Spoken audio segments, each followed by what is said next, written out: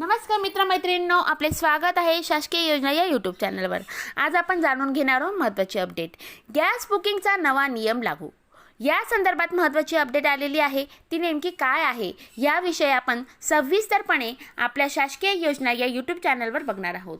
तर मित्रांनो बघा, घरगुती गॅस सिलेंडरच्या वितरणात निर्माण होणारे अनावश्यक ताण कमी करण्यासाठी गॅस एजन्सीने महत्त्वाचा निर्णय घेतला आहे। आता ग्राहकाने सिलेंडर बुक केल्यानंतर 10 दिवसाच्या आत डिलिव्हरी स्वीकारली नाही तर संबंधित बुकिंग थेट रद्द करण्यात येणार आहे। राज्यातील अनेक ठिकाणी या नियमांची कडक अंमलबजावणी सुरू झालेली असून पॅनिक बुकिंगमुळे निर्माण होणाऱ्या अडचणीवर नियंत्रण आणण्याचा हा मुख्य उद्देश आहे। आता आपण बघूया की हा निर्णय का घेण्यात आला असावा। अलीकडच्या काळात सिलेंडरचा तुटवडा होईल या भीतीने अनेक ग्राहक गरजेपेक्षा आधीच बुकिंग करत असल्याचे दिसून आले। त्यामुळे वितरण साखळीत अतिरिक्त ताण येत होता। आता त्याचे मुख्य कारण काय आहे ते आपण जाणून घेऊया।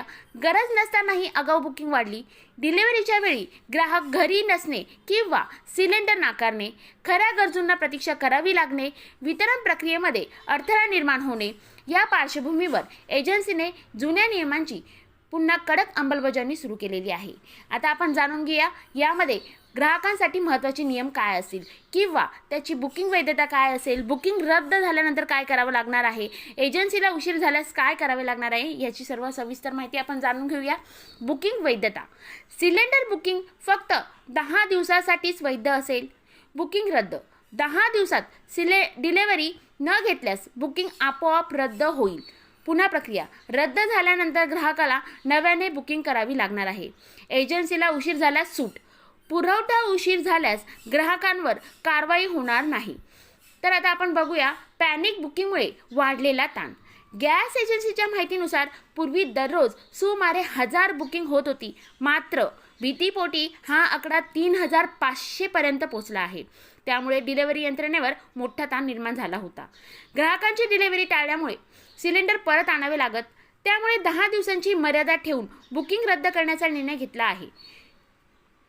सध्या गॅस पुरवठा नियमित आहे, ग्राहकांनी अफवांवर विश्वास न ठेवता गरजेनुसार बुकिंग करावी। आता ग्राहकांनी नेमकी कोणती काळजी घ्यावी, तर सर्वप्रथम गरज असल्यास सिलेंडर बुक करा, डिलिव्हरीच्या वेळी घरात उपस्थित राहा, ऑनलाईन किंवा रोख पेमेंट तयार ठेवा, पत्ता व मोबाईल क्रमांक अद्ययावत ठेवा। गॅस सिलेंडरचा तुटवडा नसतानाही भीतीपोटी होणाऱ्या पॅनिक बुकिंगमुळे वितरण व्यवस्थेत ताण निर्माण होत होता।